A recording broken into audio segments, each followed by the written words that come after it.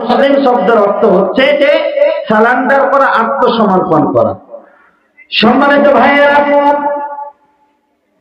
এই পৃথিবীর জমিনে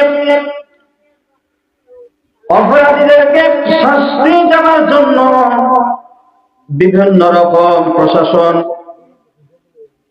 গভর্নরের পক্ষ থেকে নির্ধারণ করা হয়। যেমন বাংলাদেশে আমাদের পুলিশ রয়েছে, আর্মি রয়েছে, বিডিআর, র্যাব রয়েছে, যৌথ বাহিনী রয়েছে।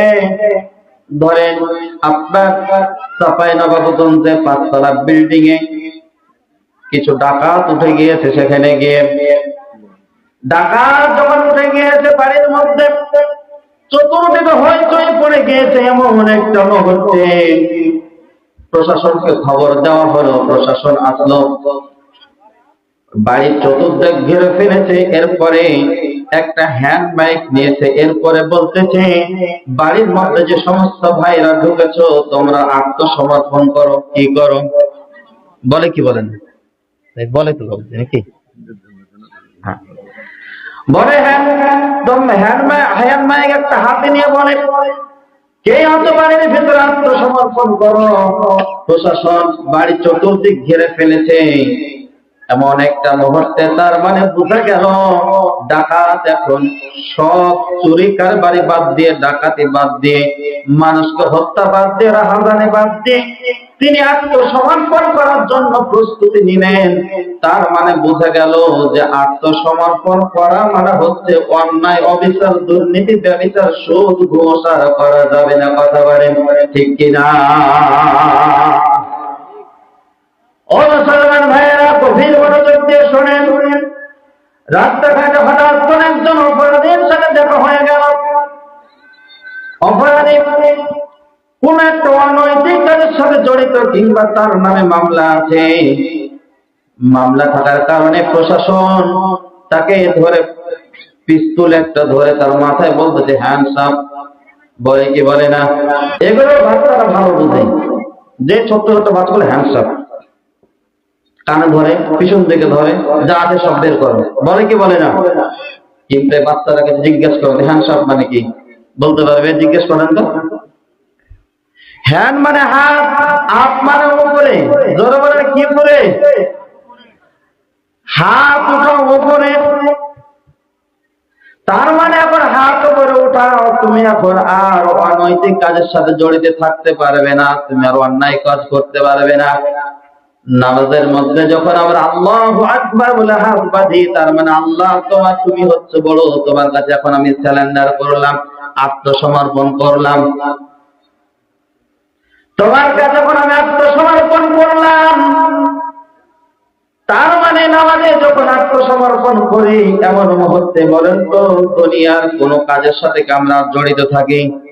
নামাজের মধ্যে যখন দাঁড়িয়ে যাই, নামাজের মধ্যে দাঁড়ানোর পরে একজন রিক্সা চালক যখন কাতারে দাঁড়িয়ে গিয়েছে আল্লাহু আকবার বলে, তার পাশে মন্ত্রী এসে দাঁড়িয়েছে, তার পাশে এসে আর একজন তার মন্ত্রী চাকর এসে দাঁড়িয়েছে। মন্ত্রী কি বাপের ক্ষমতা আছে ওই চাকরকে বলা, চাকর যে আমার পাশে দাঁড়িয়েছে কিংবা এটা সরে যাও, বলতে পারবে? বলতে তেমন পারবে না। তার মানে বোঝা গেল আল্লাহর কাছে যে আত্মসমর্পণ করা যায়, এমপি, মন্ত্রী, মিনিস্টার, জজ, ব্যারিস্টার, খেলাওয়ালা, পুলিশ, দিনমজুর, রিক্সা চালক, ভ্যান চালক সব এক কাতারে দাঁড়িয়ে গিয়েছে। তাদের মধ্যে আর কোনো ভেদাভেদ নাই। ওখানে আওয়ামী লীগ দাঁড়িয়েছে, বিএনপি দাঁড়িয়েছে, জামাত ইসলাম, জাতীয় পার্টি, জাসদ, বাসদ, ফেরারি, যত রকম দল মত নির্বিশেষে সবাই এক কাতারে দাঁড়িয়ে গিয়েছে। সেখানে যেমন গন্ডগোল নাই। বলেন তো নামাজের মধ্যে কি দিয়ে নামাজ আমরা পড়ি? কোরআন দেওয়া কিনা? কোরআন দ্বারা নামাজ পড়ার কারণে যেমন মসজিদের মধ্যে কোনো গন্ডগোল নাই, বাধাবাধি নাই। এই জমিনে আজ যদি মানুষ কোরআন দ্বারা চলতে পারে, এই জমিনে আর কোনো গন্ডগোল ভেদাভেদ থাকবে না। আওয়াজ দেবেন ঠিক কিনা? নামাজের মধ্যে যেমন কোরআন দ্বারা নামাজ পড়লাম, এই কারণে আমাদের মধ্যে ভেদাভেদ থাকলো না। আজ কিন্তু ওই কোরআন দ্বারা সমাজ যদি আমরা চালাতে যাই, তাহলে সমাজের মধ্যে আর কোনো দুর্নীতি থাকবে না। ও নামাজি, কোরআন দিয়ে নামাজ পড়ো, সমাজ কেন গড় না? ঠিক না? সম্মানিত ভাইয়েরা, মুসলমান মানে হচ্ছে আত্মসমর্পণ করা। আত্মসমর্পণ যখন আপনি করবেন, আর দুনিয়াতে কাউকে মালিক বলে মানা যাবে না। ও মুসলমান ভাইয়েরা, হযরত ইব্রাহিম আলাইহিস সালাম এই পৃথিবীর জমিনে আসলেন। আসার পরে হযরত ইব্রাহিম আলাইহিস সালাম ওই নমরুদের বাহিনীরা হযরত ইব্রাহিম আলাইহিস সালামকে মারার চেষ্টা করলো। ইব্রাহিম আলাইহিস সালাম বিভিন্ন ভাবে আল্লাহ রাব্বুল আলামিনের পরীক্ষা পাস করেছিলেন। এরপর যে হযরত ইব্রাহিম আলাইহিস সালাম ওই আগুনের মধ্য থেকে যখন বের হয়ে আসলেন, এরপরে আল্লাহ তাআলার দিকে রওনা দিলেন, বলে ইন্নী وجهت وجهي للذي فطر السماوات والأرض حنيفا وما أنا من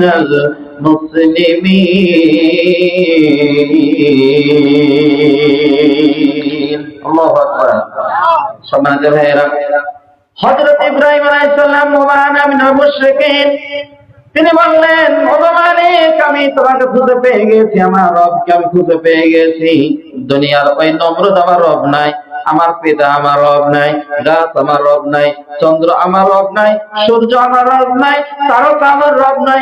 রব হচ্ছে আমার মালিক, সৃষ্টি করেছেন তিনি, তিনি হচ্ছেন আমার মালিক। সুতরাং আমার রবের দিকে আমি মুতাওয়াজ্জি হয়ে গেলাম, আত্মসমর্পণ করলাম, আর মুশরিকদের আমি দলভুক্ত নই। তার মানে বোঝা গেল হযরত ইব্রাহিম আলাইহিস সালাম মুসলমান যখন হয়েছেন, মুসলমান হওয়ার কারণে তিনি দুনিয়ার সমস্ত মানুষের পূজারি বাদ দিয়ে কেবলমাত্র মালিকের জন্য রওনা দিয়েছে। সেই মালিকের দিকে আমাদের চলার দরকার আছে না? না, সেই মালিকের দিকে যদি যাই আমরা, অবশ্যই আমরা পথের দিশা পাবো।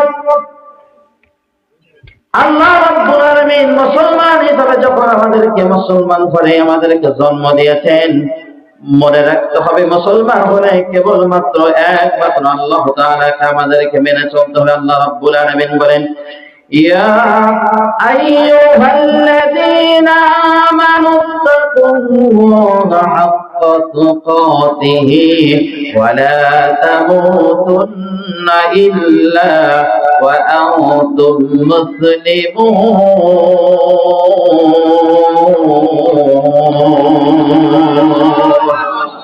সূরা আলে ইমরান 4 নম্বর পারা 2 নম্বর পৃষ্ঠা 3 নম্বর লাইনের 102 নম্বর আয়াতে কারিমা আল্লাহ রাব্বুল আলামিন ডাক দিয়ে বলেন, ইয়া আইয়ুহাল্লাযীনা আমানু তাকুল্লাহ, ওহে যারা ঈমানের দাবিদার করো, যারা নিজেদেরকে ঈমানদার মনে করো, তোমরা কেবলমাত্র শুধুমাত্র আমি আল্লাহ তাআলাকে ভয় করবে।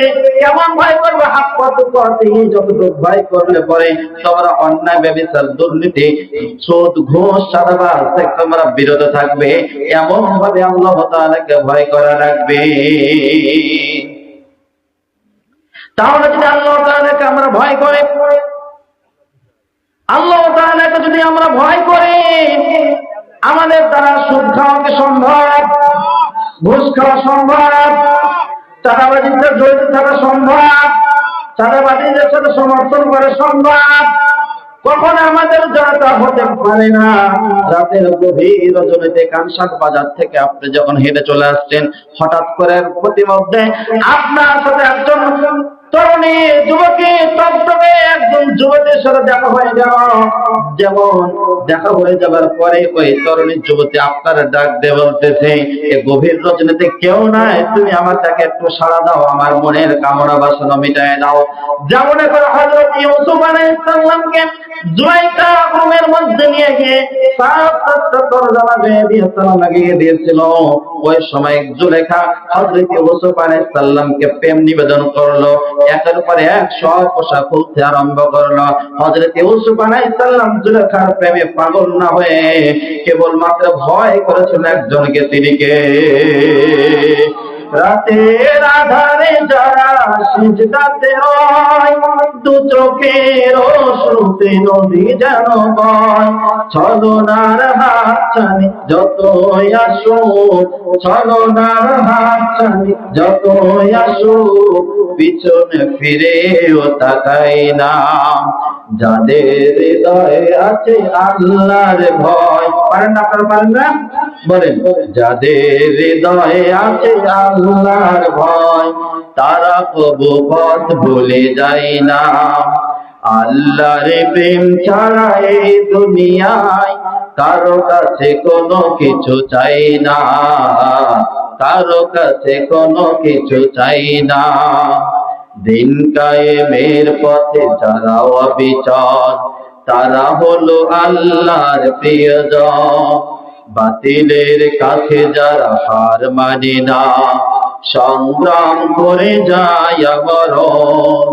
হীরার আলোতে যারা হৃদয় রঙিন, হাতে আন কোরআনের দীপ্ত সঙ্গীত। ঠিক কিনা? হীরার আলোতে যারা হৃদয় রঙিন, হাতে আন কোরআনের দীপ্ত সঙ্গীত। সত্যের পথে যারা নিবেদিত প্রাণ, সত্যের পথে যারা নিবেদিত প্রাণ, শত্রুকে কবু ভয় পায় না। যাদের হৃদয়ে আছে আল্লাহর ভয়, তারা কবু পথ ভুলে যায় না। আল্লাহর প্রেম ছাড়া এই দুনিয়ায় কারো কাছে কোনো কিছু চাই না, কারো কাছে কোনো কিছু চাই না, কারো কাছে কোনো কিছু চাই না। লিল্লাহি তাকবীর। যারা, যাদের হৃদয়ে আল্লাহর ভয় রয়েছে, দুনিয়ার কোন মোহে পড়ে কখনো তারা আল্লাহকে ভুলে যাবে না। সর্বাবস্থায় গভীর রচনাতে যদি কেউ তাকে আহ্বান করে, যত এরকম ছলনাময় ডাক আসুক না কেন, কখনোই ছলনার প্রেমে পাগল হবে না। কেবলমাত্র ভয় করবে একজনকে, তিনি কে? জোরে বলেন, তিনি কে? সে আল্লাহর পথে থাকতে রাজি আছেন? মরতে কিন্তু একদিন হবে আমাদেরকে। বেঁচে আছে এটা অস্বাভাবিক, মরতে হবে এটা স্বাভাবিক। এজন্য মরণকে স্মরণ করে আমাদের পথ অতিক্রম করতে হবে। আল্লাহ বললেন, ইয়া আইয়ুহাল্লাযীনা আমানুত্তাকুল্লাহ হাক্কা তুকাতিহি, তোমরা যারা ঈমানের দাবিদার করো, তোমরা আল্লাহ তাআলাকে ভয় করো। কেমন ভয় করবে? যতটুকু ভয় করলে সমস্ত অন্যায় অপরাধ থেকে ফিরে থাকতে পারবে। ওয়ালা তামুতুন্না, আর মৃত্যুবরণ করো না। আল্লাহ বলতেছে, ওয়ালা তামুতুন্না, মৃত্যুবরণ করো না, ইল্লা ওয়া আনতুম মুসলিমুন, মুসলমান না হওয়া পর্যন্ত। কারণ মুসলমান না হয়ে মরলে কবরে কিন্তু খবর আছে। মুসলমান না হয়ে মরলে কবরে গিয়ে খবর আছে। এজন্য আমাদেরকে মুসলমান হতে হবে। সম্মানিত ভাইয়েরা, আমি বিস্তারিত ব্যাখ্যা করতে যাচ্ছি না। জান্নাতি পুরুষ নারীর বৈশিষ্ট্য 10টি, এই বিষয়গুলো সংক্ষিপ্ত আলোচনা করে আমি শেষ করব। এরপরে আমাদেরকে মুমিন হওয়া লাগবে। আল্লাহ রাব্বুল আলামিন বলেন, ইন্নামাল মুমিনুনা আল্লাযীনা ইযা যুকিরাল্লাহু ওয়াজিলাত কুলুবুহুম ওয়া ইযা তুলিয়াত আলাইহিম আয়াতুহু زادتهم إيمانا وعلى ربهم يتوكلون.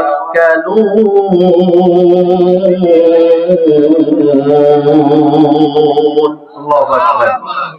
সূরা আলী, আল্লাহ রাব্বুল আলামিন সুন্দর করে জানিয়ে দেন, প্রকৃত মুমিন মুত্তাকিন তারা যখন তাদের সামনে কোরআনুল কারীমের নিদর্শনগুলো তুলে ধরা হবে, কোরআনুল কারীম থেকে নসিহত করা হবে, কোরআনুল কারীম থেকে বক্তৃতা পেশ করা হবে, কোরআনুল কারীম তেলাওয়াত করা হবে, তখন তাদের অন্তরটা প্রকম্পিত হতে থাকবে।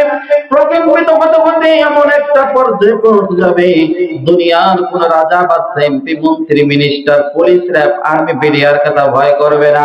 ভয় করবে কেবলমাত্র একজনকে। জোরে বলেন, তিনি কে?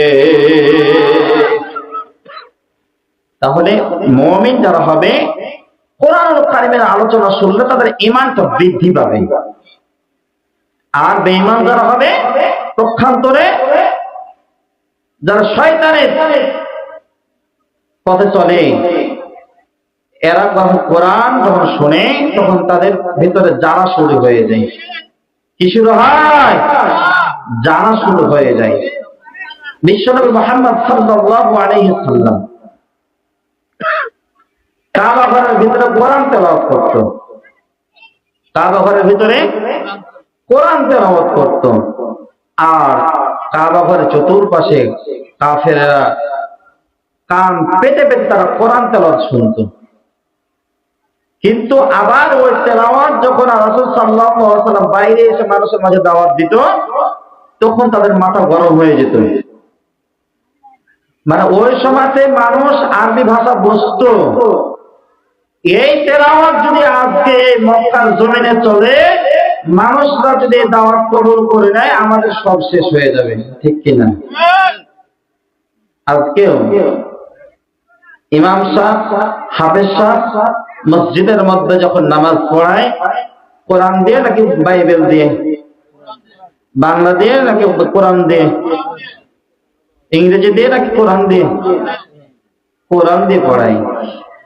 কোরআনের তেলাওয়াত যখন নামাজের মধ্যে করে খুব ভালো লাগে। খতম তারাবি যখন পড়ে তখন তেলাওয়াত ভালো লাগে। যখন কোরআন দ্বারা মিলাদ পড়ার জন্য খতম দেয় তখনও ভালো লাগে। বরং যে দাওয়াত দিয়ে হুজুরদেরকে খাওয়ায়, দাওয়াত আবার টাকাও দেয়। ঠিক কিনা? বিশ্বজয় হাফেজরা আছে, সংবর্ধনা দেয়, কারণ বিশ্বজয় করেছে। আবার ওই হাফেজ সাহেব যখন কোরআনের ব্যাখ্যা বিশ্লেষণ মানুষের সামনে তুলে ধরবে তখন হাফেজ সাহেবের বিরুদ্ধে রচনা করে। কথা বলেন ঠিক কিনা? তার মানে বোঝা গেল কোরআনের তেলাওয়াত তাদেরকে ভালো লাগে, কিন্তু কোরআন সংবিধান হবে জমিনে এটা তাদেরকে ভালো লাগে লাগে না। সম্মানিত ভাইয়েরা, এই জন্য ঈমানদার যারা এখন বুঝবেন তারা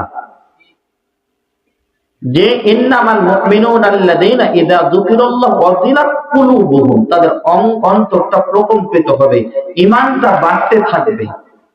ঈমানটা বেড়ে এমন একটা অবস্থায় যাবে দুনিয়ার কাউকে তারা ভয় করবে না। এই জন্য আমাদেরকে ঈমানদার হতে হবে। সম্মানিত ভাইয়েরা, মুমিন হতে হবে। 3 নাম্বার হচ্ছে বিনয় হওয়া লাগবে আমাদেরকে। আল্লাহ রাব্বুল আলামিন বলেন ওয়ারকাউ মা'আর রাকিন, মানে তোমরা হচ্ছে বিনয় হও, রুকুকারীদের সাথে রুকু করো। মানুষরা বিনয় হয় তখন, মাথাটা নিচা করে যখন। ঠিক কিনা? জাতীয় সংসদ ভবনে এক সময় বাংলাদেশে এমন নিয়ম ছিল, স্পিকারের সামনে ঢুকে মাথাটা নুয়ে যেতে হতো, মাথাটা নিচা করে যেতে হতো, যেটাকে বলা হয় শিখ। জোরে বলেন কি? আর জোরে শিখ। এইটা আল্লামা দেলোয়ার হোসেন সাঈদী সাহেব যখন সংসদ ভবনে গেলেন, তিনি এই কয়েকটা শিরক উঠিয়ে দিয়েছিলেন। 1 নাম্বার হচ্ছে আজান, এই যে মানুষ যখন ঢুকতেন সংসদ ভবনে, তিনি তুলে ধরলেন যে মুসলমানেরা কখনো কারোর সামনে মাথা নত করে না, সুতরাং এই মাথা নিচে করে যাওয়া যাবে না, এটা উঠে গেছিলেন। এরপরে নামাজের সময় বিরতি দেওয়া হতো না, আজানের সময় বিরতি দেওয়া হতো না সংসদ ভবন। তারা এই কাজগুলো তারা সেখানে গিয়েছিলেন, মাত্র হাতে গোনা কয়েকজন সংসদ সদস্য সেখানে যাওয়ার কারণে। তাহলে এইরকম আলেম ওলামা সংসদ ভবনে যাওয়া দরকার আছে না নাই? আছে। সেখানে গেলে আমাদের লাভ না ক্ষতি? লাভ। এর জন্য যাওয়ার দরকার আছে। যাই হোক না কেন সম্মানিত ভাইয়েরা, ওয়ারকাউ মা'আর রাকিন, আমাদের রুকুকারীদের সাথে রুকু করতে হবে, তার মানে নামাজ পড়তে হবে, তাই তো? নামাজ আমাদের এখানে সবাই পড়ি কি? নামাজ আমাদের এখানে সবাই পড়া লাগবে। একটা জিনিস মনে রাখবেন, আপনার নামে জান্নাত বরাদ্দ হয়ে গেল, আপনার নামে ভালো কাজ পৃথিবীতে করেছেন, জান্নাত বরাদ্দ হয়ে গেল, কিন্তু নামাজ পড়েন নাই। যখন জান্নাতের গেটের সামনে দাঁড়িয়ে যাবে, জান্নাতের গেটে তালা মারা রয়েছে, এই তালা লাগানোর কারণে আপনি জান্নাতের ভিতরে ঢুকতে পারছেন না। ফেরেশতারা বলতেছেন, ও আল্লাহর জান্নাতি বান্দা, জান্নাতের মধ্যে প্রবেশ করো। জান্নাতে বান্দা ফেরেশতাদেরকে ডাক দিয়ে বলবেন, জান্নাতের মধ্যে প্রবেশ করবো, আল্লাহ আমাকে জান্নাত দিয়েছে, কিন্তু জান্নাতের গেটে তো তালা লাগানো, তালা ঝুলানো আছে, আল্লাহ তো আমাদের জান্নাতে চাবি দেয় নাই। ফেরেশতা ডাক দিয়ে বলবেন, আপনি কি নামাজ পড়েছিলেন দুনিয়াতে? বলছে নামাজ তো পড়ি নাই। দুনিয়াতে যান, নামাজ পড়েন, জান্নাতের চাবি নিয়ে আসেন। আসসালাতু মিফতাহুল জান্নাত, নামাজ হচ্ছে জান্নাতের চাবি। তাহলে দুনিয়াতে আসার কি সুযোগ হবে? সুযোগ হবে? নামাজ পড়ার দরকার আছে না নাই? নামাজ আমাদেরকে করতে হবে। নামাজ না পড়লে জান্নাতের ভিতরে ঢোকার কোনো সুযোগ আছে? সুযোগ নাই। সালাত আমাদের কায়েম করতে হবে। আকিমুস সালাত, নামাজ ফরজ না ওয়াজিব না সুন্নাত? আমাদের জন্য নামাজ কায়েম করা হচ্ছে ফরজ। নামাজ কায়েম করা ফরজ। সম্মানিত ভাইয়েরা, ওয়াতুজ যাকাত, এই সমাজের মধ্যে যাকাত প্রতিষ্ঠিত করা ফরজ না নফল? ফরজ। রমজান মাসে সিয়াম পালন করা ফরজ না নফল? ফরজ। তাহলে যে কুরআনুল কারীমের আয়াত দ্বারা আল্লাহ তাআলা আয়াত নাযিল করার কারণে নামাজ ফরজ হলো, যে কুরআনুল কারীমের আয়াত দ্বারা রোজা ফরজ হলো, যাকাত ফরজ হলো, সে কুরআনুল কারীমের আয়াতে বলতেছে আকিমুদ্দিন, দিন কায়েম করা কি ফরজ না নফল? জোরে মানে, এর জন্য দিন কায়েমের জন্য আমাদের কাজ করা দরকার আছে না? আছে, আমাদের কাজ করতে হবে। সম্মানিত ভাইয়েরা, ওয়ারকাউ মা'আর রাকিন, আমাদেরকে বিনয়ী হতে হবে, আমাদেরকে উগ্রবাদী হওয়া যাবে না। উগ্রবাদী হওয়া যাবে, উগ্রবাদী হচ্ছে সন্ত্রাসী কায়দা। কি কায়দা? যারা দেখবেন মারামারি করে, গন্ডগোল করে বেশি, ঠিক আছে না, নিজেদের ভিতরে গোতাগতি শুরু করে দেয়, সামনের দিকে যাওয়ার জন্য মারামারি শুরু করে, এরা হচ্ছে উগ্রবাদী কায়দা, এরা হচ্ছে সন্ত্রাসী কায়দা। কি কায়দা? সন্ত্রাসী কায়দা। আমরা সন্ত্রাসী কায়দার মধ্যে থাকতে রাজি নাই। ওয়ারকাউ মা'আর রাকিন, আমরা বিনয়ী হব। 7 নাম্বার হচ্ছে আমাদেরকে সত্যবাদী হতে হবে। সর্বাবস্থা কি বাদী হতে হবে? আল্লাহ রাব্বুল আলামিন যাকে বলেন, ইয়া আইয়ুহাল্লাযীনা আমানুত্তাকুল্লাহা ওয়া কুনু মা'আস সাদিকিন। সূরা তাওবার 119 নম্বর আয়াতে কারিমা আল্লাহ তাআলা ডাক দিয়ে বলতেছেন, ইয়া আইয়ুহাল্লাযীনা আমানুত্তাকুল্লাহ, ও হে যারা ঈমানের দাবিদার করো, যারা নিজেদেরকে ঈমানদার মনে করো, তোমরা আল্লাহকে ভয় করো।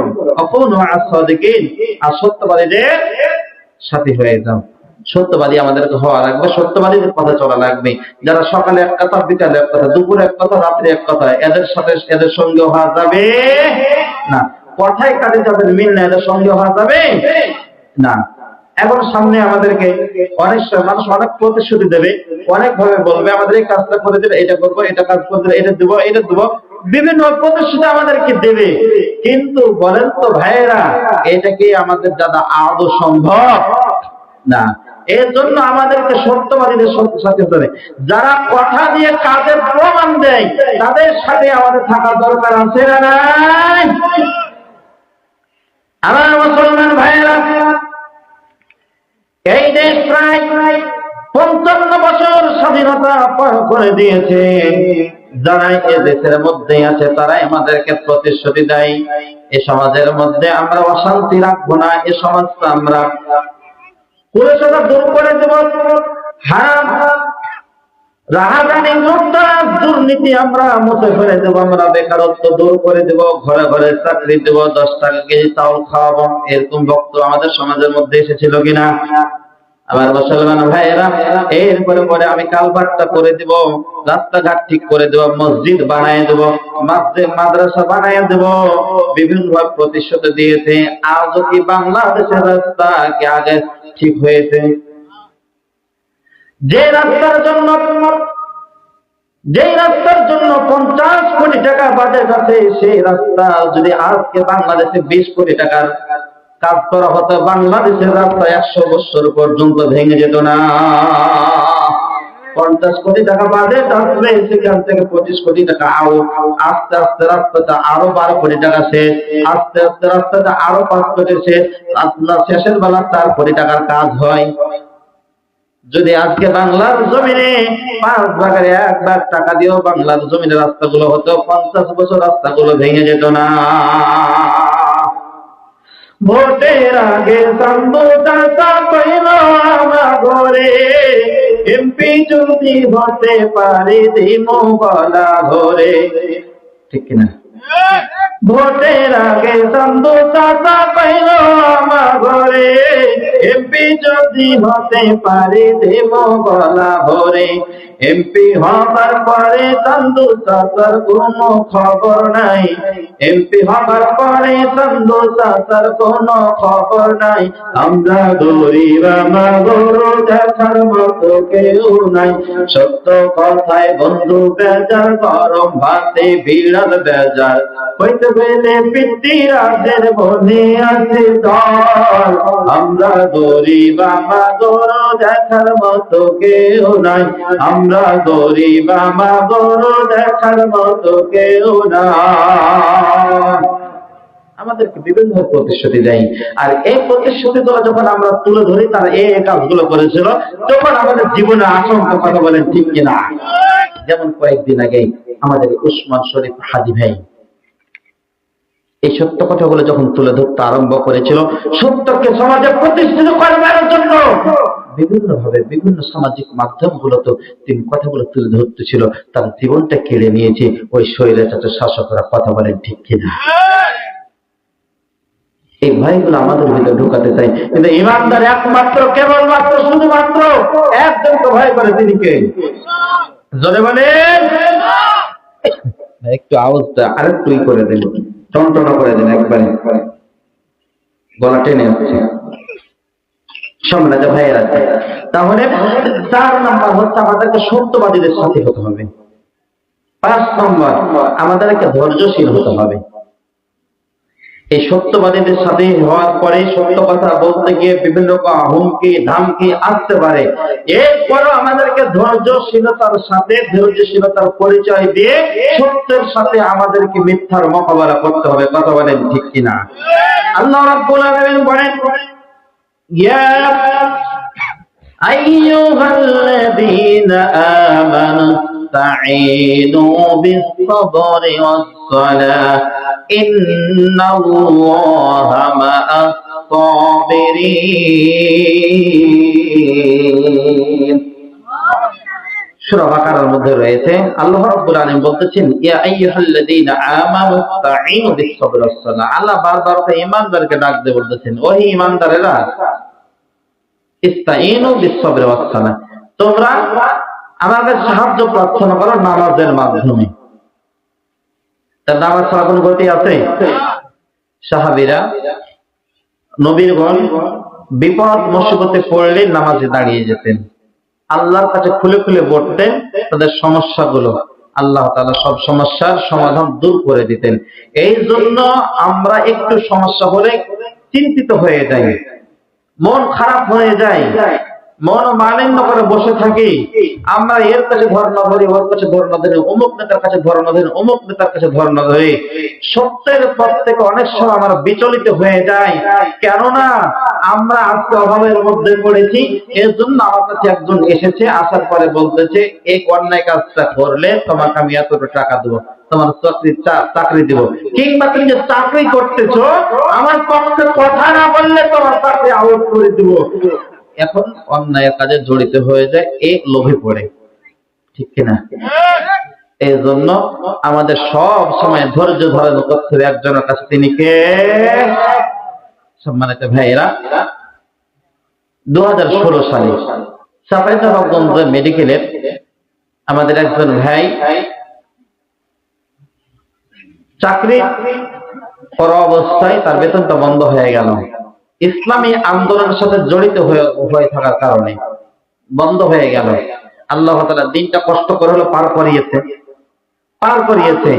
এই 2024 সালে আগস্টের পরে, 5 আগস্টের পরে, তার পরের মাসে তার বেতন চালু হয়ে গেল। একসাথে 22 লক্ষ টাকা পেয়েছে। উন্নতি না অবনতি বলেন? এই কষ্ট করে জীবনটা পার করেছে, কিন্তু 122 লক্ষ টাকা পেয়েছে। এই টাকাটা 100 টাকার কাজে লাগলো। ধৈর্য ধারণ করেছিল, ইমান বিক্রি করে নাই জালেমের কাছে। সত্যের কথা বিচার ছিল, আত্মার বছরে মানে সত্যের কথা বিচার থাকলে পারে কখনো করা পদচ্ছিন্ন হবে না। বাতিলের কাছে মাথা উঁচু না করে বাংলার জমিনে কোরআন সংসদ ভবনে বাস্তবায়িত হবে হবে। কথা বলে ঠিক কিনা?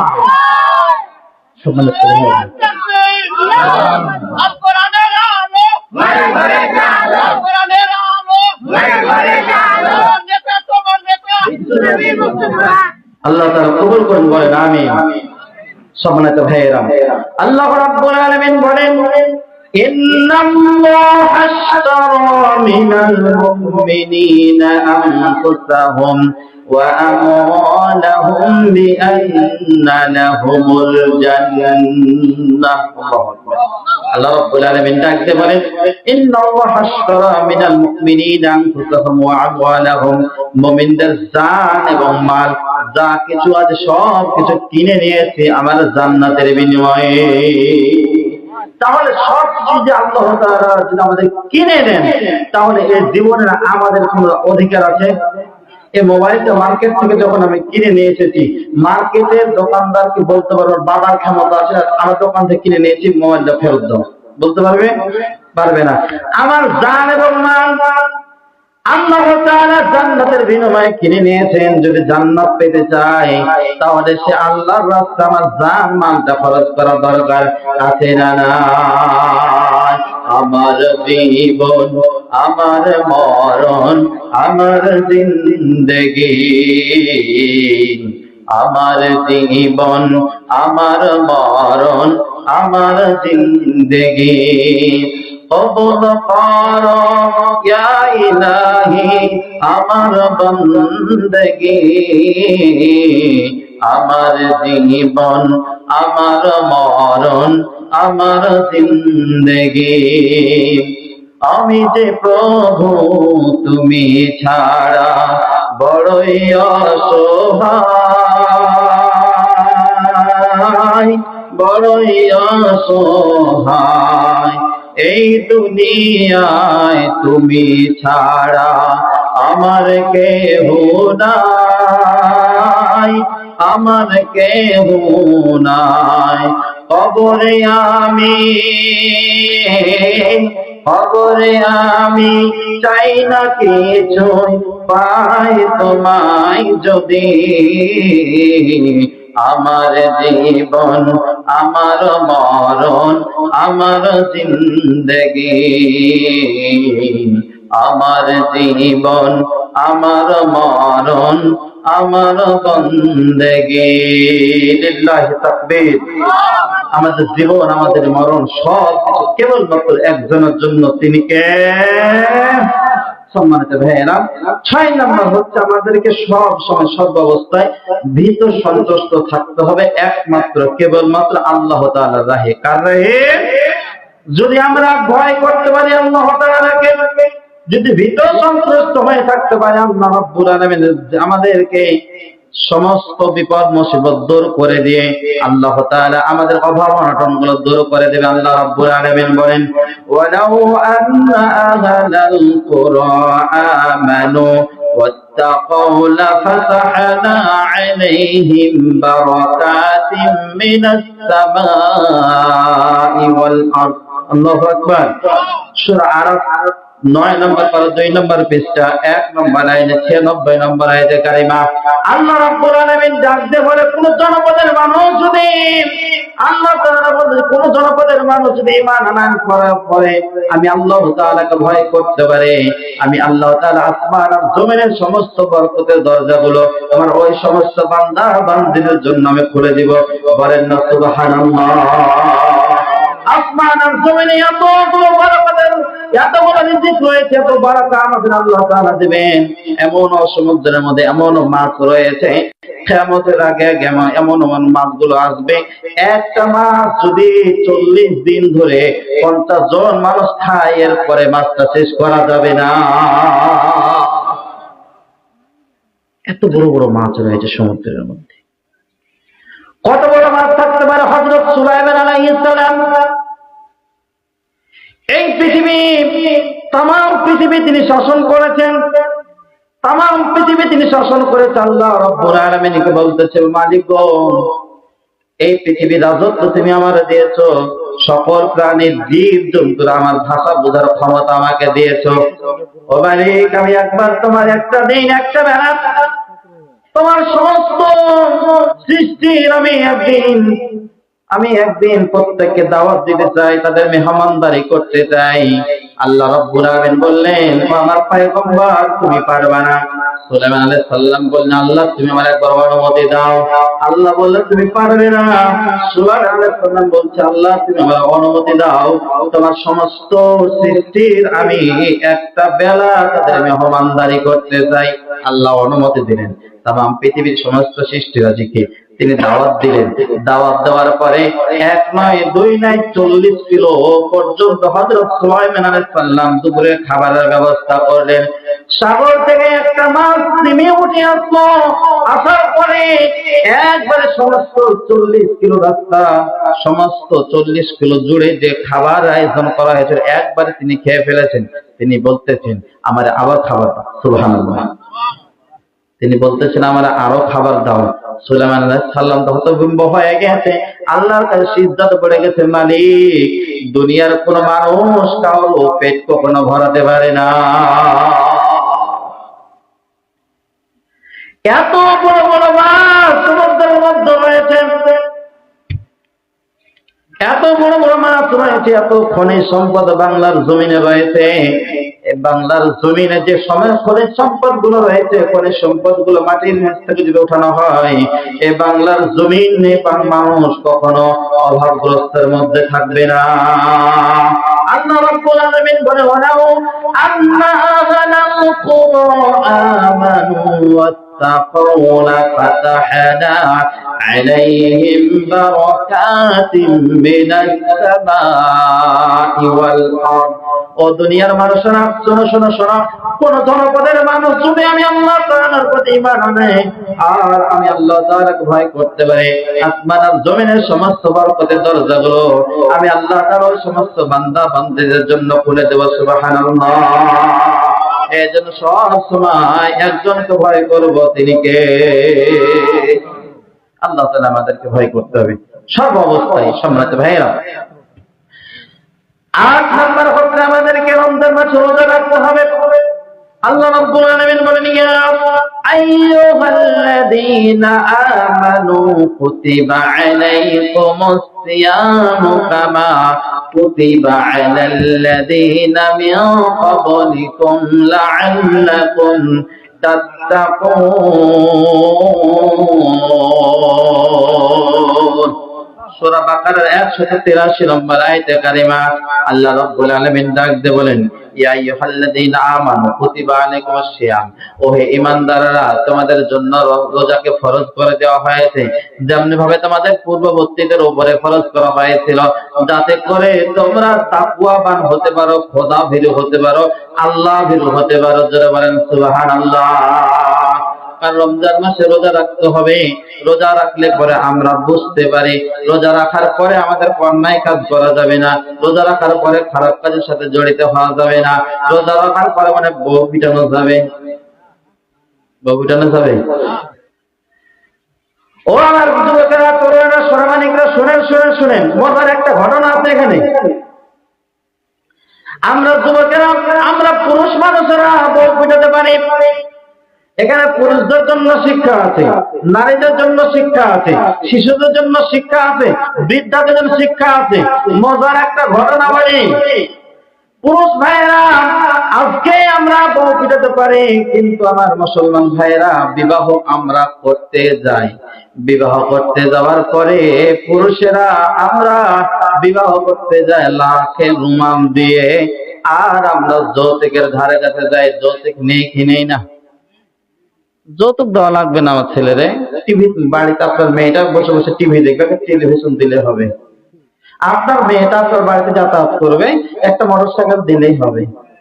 আপনার মেয়েটা ছাদের নিচে থাকবে, বাড়ির ছাদটা একটু ঠিক করে দিলে হবে, যৌতুক নিবে না। এরকম সন্তানের ছেলে জমানে আছে না নেই? যৌতুক নেবে না, কিন্তু এগুলো নেবে। সম্মানিত ভাইয়েরা,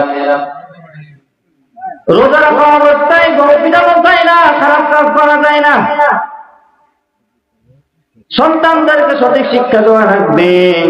ও আমার আল্লাহর গোলামেরা, ভালো করে শোনেন শোনেন শোনেন। হযরত ওমর রাদিয়াল্লাহু তাআলা আনহুর কাছে একজন মানুষ আসলো। আসার পরে বিচার দিতেছে, ইয়া আমিরুল মুমিনিন, খলিফাতুল মুসলিমিন, আমার সন্তানটা অনেক বেয়াদব, আমার সন্তানটা অনেক বেয়াদব, আমার কোনো কথা শোনে না, আপনি একটু বিচার দেন, বিচার করে দেন।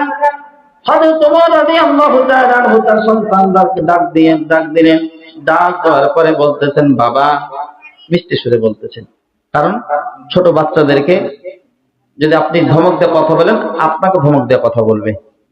রাস্তাঘাটে যাবেন, একটা বাচ্চাকে 3 দিন 4 দিন 5 দিন সালাম দেবেন, ওই বাচ্চাটা পরের দিন আপনাকে সালাম দেবে। যারা নুরানি মাদ্রাসা পড়ায় আপনারা ভালো করে জানেন, খোঁজ নিয়ে দেখবেন, একটা বাচ্চাকে বাবা ধমক করে কথা বলে আপনার কথা শুনবে, নয়তো বাবাকে যে ধমক দিয়ে কথা বলে ওই উল্টো মানে আপনাকে সিন্নে দুলা মারবে। হযরত ওমর রাদিয়াল্লাহু তাআলা ডাকতে বলতেছেন, বাবা, তুমি কি তোমার বাবার কথা শোনো না কেন? তুমি কি বলো নাই, ওয়া ক্বাদা রাব্বুকা আল্লা তা'বুদু ইল্লা ইয়্যাহু ওয়া বিল ওয়ালিদাইনি ইহসানা ইম্মা ইয়াবলুগান্না ইনদাকাল কিবারা আহাদুহুমা আও কিলাহুমা ফালা তাকুল লাহুমা ولا تنحرهما وقل لهما قولا كريما واخفض لهما جناح الذل من الرحمة وقل رب ارحمهما كما ربياني صغيرا সূরা বনী ইসরাঈল 15 নম্বর পারা 3 নম্বর পৃষ্ঠা 7-8 নম্বর লাইনের 23 নম্বর আয়াতে কারিমা আল্লাহ রাব্বুল আলামিন ডাকতে বলেন, ক্বাদা রাব্বুকা আল্লা তা'বুদু, ও আমার বান্দা বান্দারা শোনো শোনো শোনো, আমি আল্লাহ তাআলা ইবাদত বندگی করার পরে সাথে সাথে তোমার পিতামাতার তোমরা খেদমত করো, আনুগত্য করো। তুমি কি আয়াতে কারিমা শোনো নাই? ও আল্লাহর বান্দারা, ভালো করে গভীর মনোযোগ দিয়ে শুনবেন। আমার আব্বা, আপনার আব্বা আম্মা কত কষ্ট করে ছোট থেকে মানুষের মতো মানুষ করতে গিয়ে রিক্সা চালাইয়া, ভ্যান চালাইয়া, মানুষের কামলা দিয়ে, এরপর অফিসে আদালতে কাজকর্ম করে আপনার জন্য আমার জন্য রিজিকের ব্যবস্থা করেছে। এমন একটা দিন গিয়েছে, বাবা হয়তো চাইনিজ চলে গিয়েছে, তা খাবে বলে হঠাৎ করে পকেটের মধ্যে তাকাইয়া দেখে 10টি টাকা সন্তানের কথা মনে পড়ে যায়।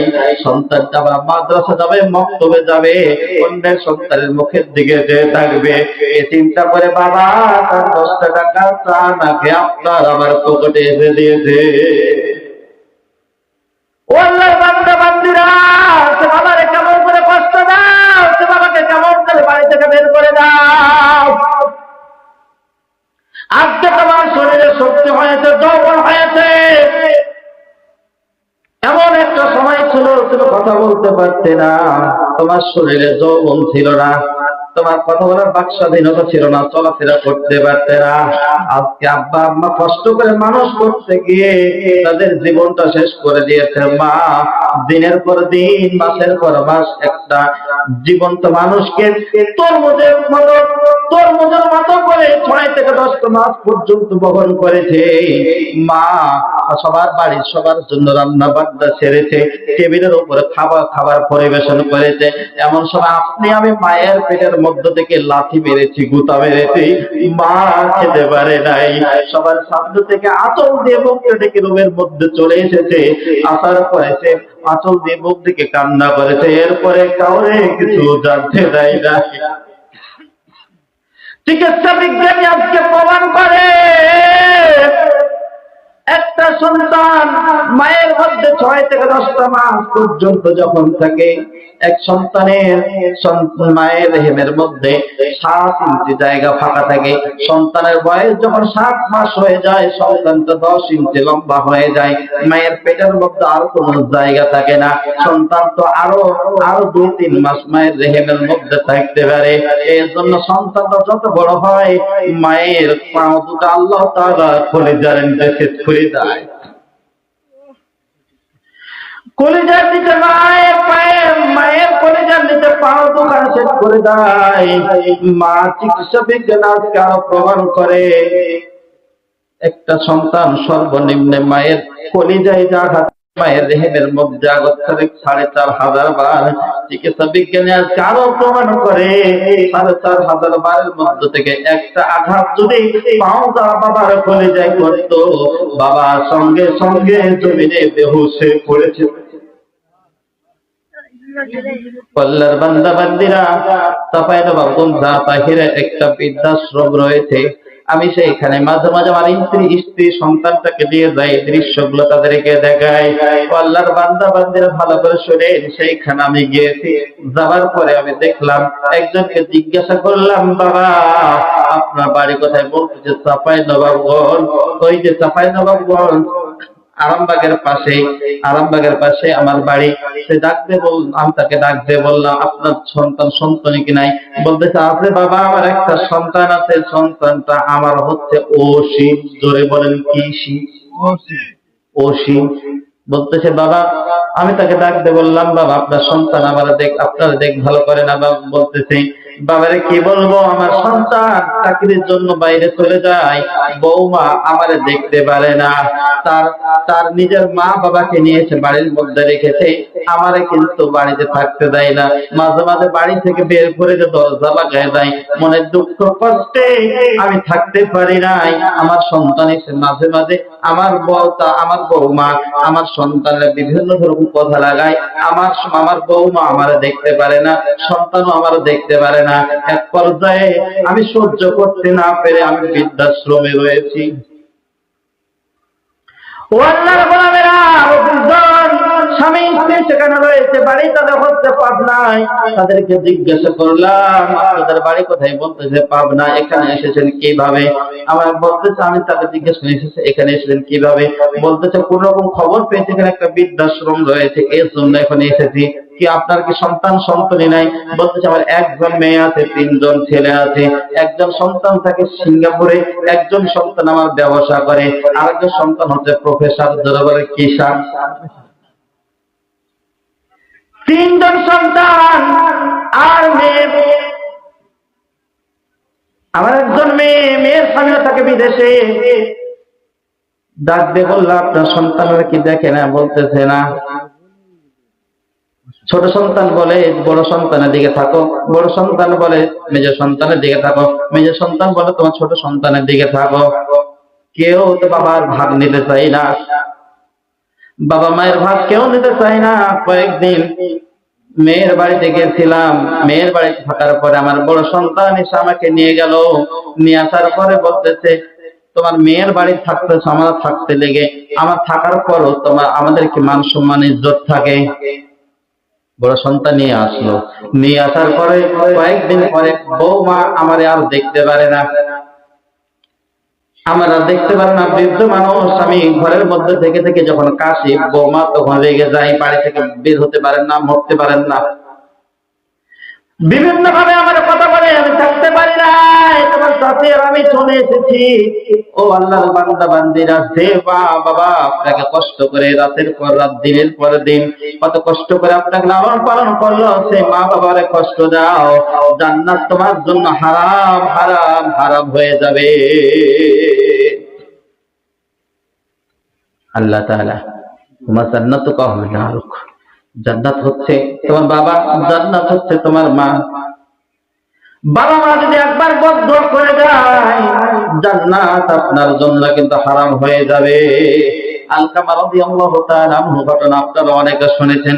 আলকামা রাদিয়াল্লাহু তাআলা আনহু মৃত্যুশয্যায় শায়িত, কিন্তু মৃত্যুশয্যায় শায়িত থাকার পরে আল্লাহ রাসূল সাল্লাল্লাহু আলাইহি সাল্লামের কানে খবর চলে আসলো। সাহাবীরা বলতেছে, ইয়া রাসূলুল্লাহ, আলকামা তো কালামা পড়তে পারে না, আর আমরা কালামা পড়াই কিন্তু তার মুখ দিয়ে কালামা বের হয় না। রাসূল সাল্লাল্লাহু আলাইহি সাল্লাম বললেন, তার কি মা কিংবা বাবা বেঁচে আছে নাকি? কেউ বলতেছে বাবা নেই, মা বেঁচে আছে। বলতেছে মাকে ডাক দাও। মাকে জিজ্ঞাসা করা হলো, আলকামার উপরে তুমি কি কোনোভাবে অসন্তুষ্ট নাকি? আলকামার মা ডাক দিয়ে বলতেছে, ইয়া রাসূলুল্লাহ, আলকামা আমার সন্তান তো অনেক ভালো ছিল, কিন্তু সে শুধু বইয়ের কথা শুনতো, আমার কোনো কথা শুনতো না। আমার কথা শুনতো না, বইয়ের কথা শুনতো। এই জন্য বইয়ের কথা শুনে আমার উপর রাগারাগি করতো। এই জন্য আমি আলকামার মা তার উপরে অসন্তুষ্ট। আল্লাহর গোলামেরা, রাসূল সাল্লাল্লাহু আলাইহি সাল্লাম বলতেছেন, আপনি আপনার সন্তানকে মাফ করে দেন। বলতেছে আমি আমার সন্তানকে মাফ করব না। আল্লাহ রাসূল বলতেছেন, আপনি যদি মাফ না করেন, সাহাবীদেরকে ডাক দিলেন, সাহাবীরা তোমরা খড়ি জোগাড় করো, আলকামার এখানে জ্বালাই দেব। মা ডাকতে বলতেছে, ইয়া রাসূলুল্লাহ, আমি মা বেঁচে থাকতে আমার সামনে আমার সন্তান আগুনে পড়বে, এই সহ্য আমি সহ্য করতে পারবো না। বিশ্বনবী ডাকতে বললেন, দুনিয়াতে আপনার সন্তান আগুনে জ্বলবে, আপনি সহ্য করতে পারবেন না, তাহলে জাহান্নামের চাইতে কোটি গুণে জাহান্নামের আগুনগুলো জ্বালানো হয়েছে, সেই জাহান্নামের আগুনের মধ্যে আপনার সন্তান জ্বলবে, এটাকে আপনি সহ্য করতে পারবেন? আলকামার মা ডাকতে বলতে, ইয়া রাসূলুল্লাহ, আমি আমার সন্তানকে মাফ করে দিলাম। সন্তান কালেমা পড়ে জমিন থেকে বিদায় নিল। আল্লাহর বান্দা বান্দিরা, মা বাবাকে কখনো কষ্ট দিবে না।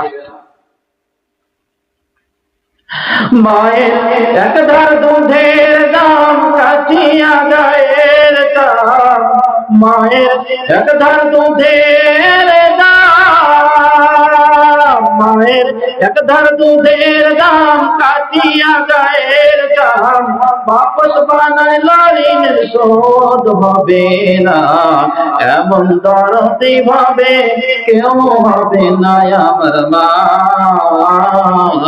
গো, এমন দরদি ভাবে কেউ হবে না আমার মা গো।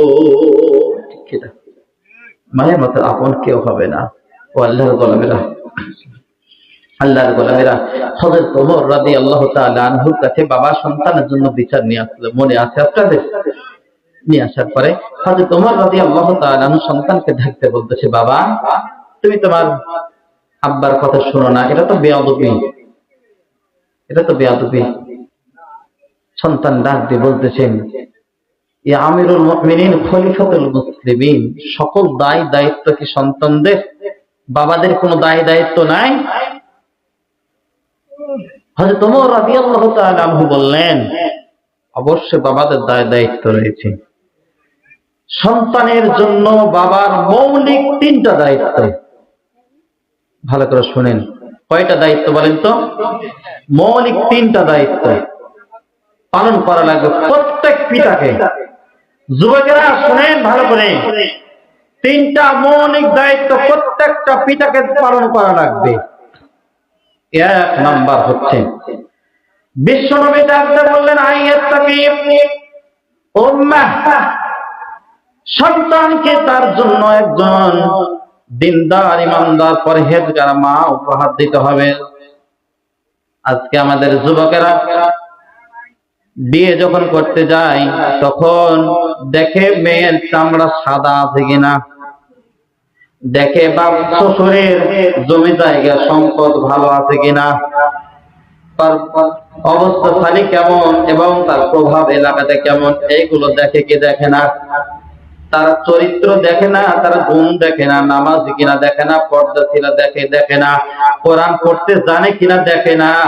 ও মুসলমান ভাইরা, হযরত ওমর রাদিয়াল্লাহু তাআলা আনহু বললেন, 1 নাম্বার গুণ হচ্ছে সন্তানের জন্য, 1 নাম্বার দায়িত্ব বাবার হচ্ছে পর্দাশীল, দিনদার, ইমানদার, মুত্তাকিন একজন মা উপহার দেওয়া। 2 নাম্বার হচ্ছে ইহসিনা ইসমা, দুই নাম্বার, সন্তান যখন পৃথিবীতে ভূমিষ্ঠ হবে সন্তানের জন্য একটা সুন্দর ইসলামিক নাম রেখে দেওয়া, সুন্দর একটা ইসলামিক নাম রেখে দেওয়া।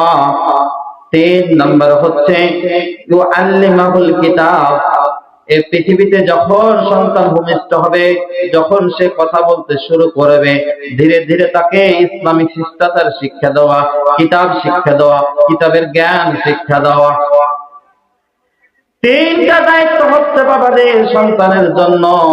ও আল্লাহর বান্দা বান্দিরা,